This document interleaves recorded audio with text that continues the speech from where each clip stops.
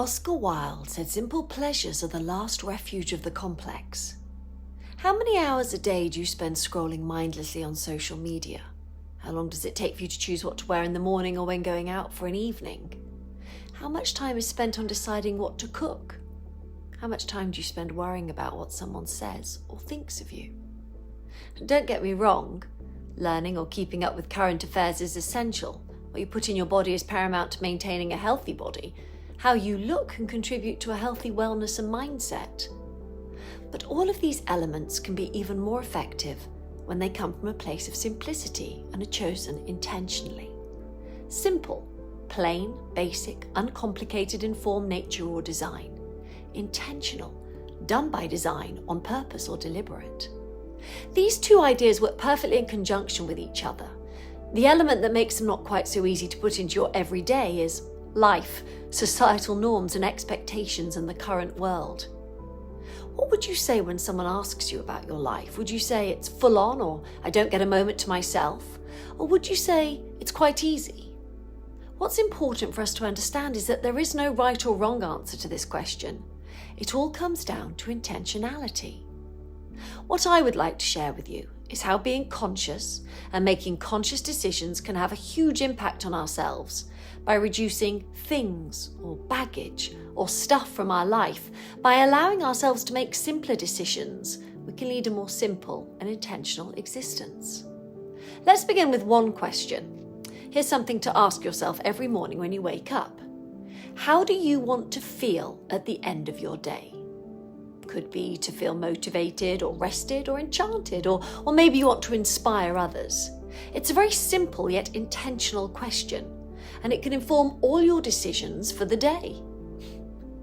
So why is this question important? Well, looking back at my life and mapping it out, it had all the layers of the onion that had made me who I am, and this had actually culminated in my divorce. Nothing like all the life-changing moments coming to a head to make me begin to take an introspective look at everything I had experienced and gone through growing up from childhood to that moment. Questioning choices and decisions that I had made and those forced upon me. I realised I'd been in survival mode for most of my life. So as I began to unravel this onion, we were all actually hit by a global pandemic where we were all forced into stopping. There was no choice but to sit, listen, and look at ourselves. I realised it was more than survival mode. I was at breaking point. I was totally mentally and physically exhausted. Something had to drastically change for me, or I was going to end up no longer here. It was a total mind shift, a change in everything I was or believed I was. I slowed myself down, rested, and began the healing process from past traumas. I created this whole group of mental exercises for myself to get everything out of my head and onto paper, out of my system and into the universe. This led me to one main idea. How much time did I actually have left on this earth, and how was I going to spend it?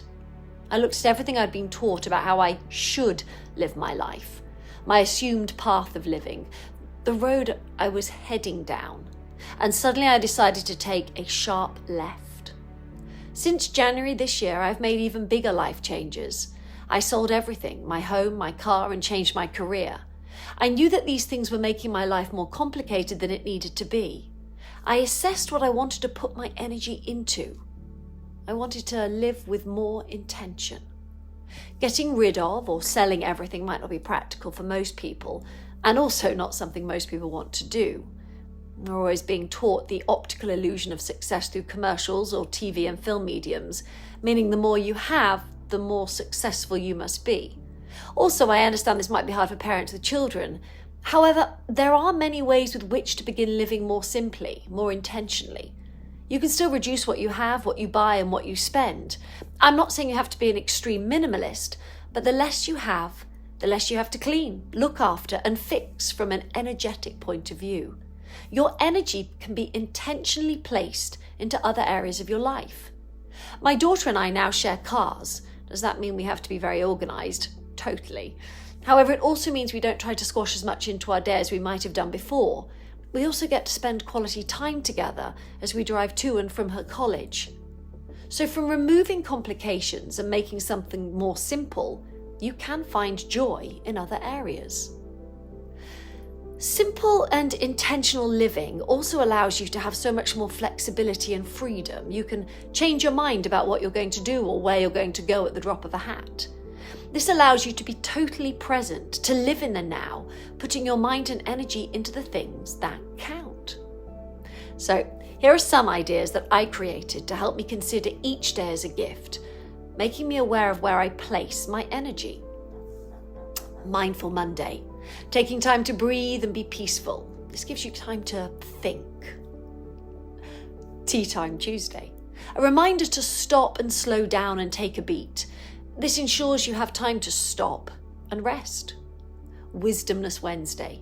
A midweek moment to remind how we spend our time. And this means you have time to push yourself to learn something new and share that knowledge. Thoughtful Thursday. Time to think about other people. This is a reflection day on how you want to look back over your time and who you're with. Feelings Friday. Acknowledge all emotions and look back over the week of how you felt. This is a reminder to accept your feelings, think and acknowledge them as well as share them or hear others share theirs. Sharing Saturday. Sharing everything from tangible things to intangible things. This is about your time. Who do you share your time with? How can you give back? Self-Care Sunday. Take time for yourself. A crucial day to check in with yourself and others. How did the week go? Would you change anything? Now, of course, you don't have to stick to just those methods, but each of these ideas can be reminders to hold yourself accountable to live that simple, intentional life. So even in the busyness of a week, you can have an intentional purpose each day. The Japanese philosophies and ideologies are some of the best to consider simplicity. The way they choose to live eliminates all that which is unimportant and superfluous to leave space for what is essential. Kanzo. This epitomizes simplicity. This aesthetic and spiritual virtue aims to achieve optimal results using as little as possible. They believe simplicity is the ultimate sophistication. Haiku. It's my favourite style of poetry, made up of 3 sentences, feelings and visuals from that moment. What could be more simple? Fukinsei. This encourages balance within chaos. Shizen determines that in nature everything is more beautiful when it bears the marks of the passing of time. Consider our scars or wrinkles. And my favourite is wabi-sabi, natural and unpretentious in every aspect of everything, a way of living. An old woman with deep wrinkles and a still adolescent smile is the pinnacle of wabi-sabi beauty. Kintsugi. It's all about not throwing away what's broken, but fixing it with gold, making something more beautiful than it actually was when it was whole, fixing things that need repairing and holding on to them to give them a second life. So we've discussed simplicity and making intentional choices when it comes to being in nature, our home, our mental state. So how about when it involves other people? It's easy to make the choice to live this way when no one is giving an opinion or telling us how to do something. Simplicity of arguments and people's issues, letting it go, is a form of keeping it simple. That's not saying you don't have boundaries. In fact, you have stronger boundaries. You don't even let things affect you. You put your energy into the things that truly matter. I had a text message from someone the other day, a long rant. He didn't agree with something I'd written and told me in no uncertain terms what I should do. And I just wrote, okay.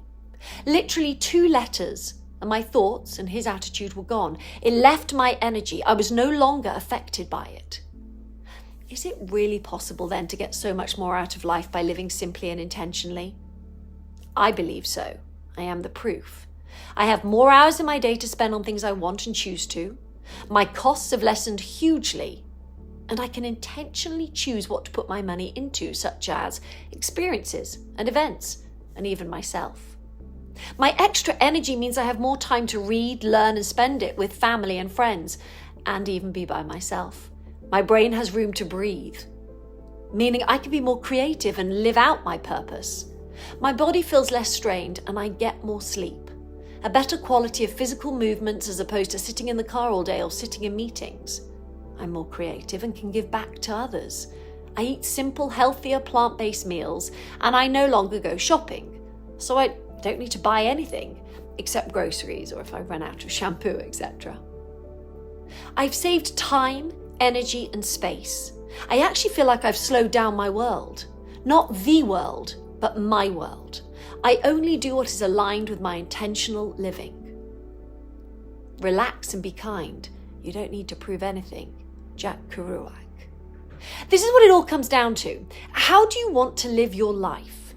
Are you brave enough to make those changes? Are you brave enough to live differently in a world that doesn't actually accept simplicity? Where simplicity isn't rewarded, where others might not aid you in this new way of being. I had no choice. It got to the place where if I didn't live, I was going to die. Why do we feel we need to be praised for having fitted in so many meetings in a day? Saying, oh, I'm so busy, I haven't had time to sit down. It's not something to be proud of. I might be in debt, but look at the new car, the bigger house I just bought. These come with strings attached. These metaphorical strings come with everything. It is different. It is unusual. Am I considered weird for not owning a house anymore, or for moving back in with my daughter, or for not owning my own car and sharing one instead? I am richer than I've ever been in my life. What makes my heart sing? My soul shine, my smile glow? Spending time with my daughter, my dog, being out in the sunlight and being able to lock up my daughter's one-bedroom apartment and head out in our tiny Fiat and have a picnic. To stop and actually smell the roses and hug the trees, metaphorically and truthfully. Go on, go and look. Really look outside. Take all your senses to another level. Stop being on autopilot and slow down. For simplifying is to slow things down. At the beginning of this article, I asked, how do you want to feel at the end of your day? But another way of looking at things is that at the end of my day, I ask myself, if I died today, would I be happy? Having a simpler, more intentional life allows you to focus on what really matters and gives you the time and space to reflect on your goals and achieve clarity about what makes you happy in life. Of course, I can only speak from my experiences, but I have lived it and am living it. Intentional living. Don't wait until it's too late to make these changes. Don't wait until a life-changing moment comes upon you. We are all here for such a short time. So start intentional living today. The good thing about uncertainty is that everything is possible. Once you accept that you control nothing and that the world changes and evolves following a mysterious script, you stop worrying and you enjoy the adventure. Nobuo Suzuki.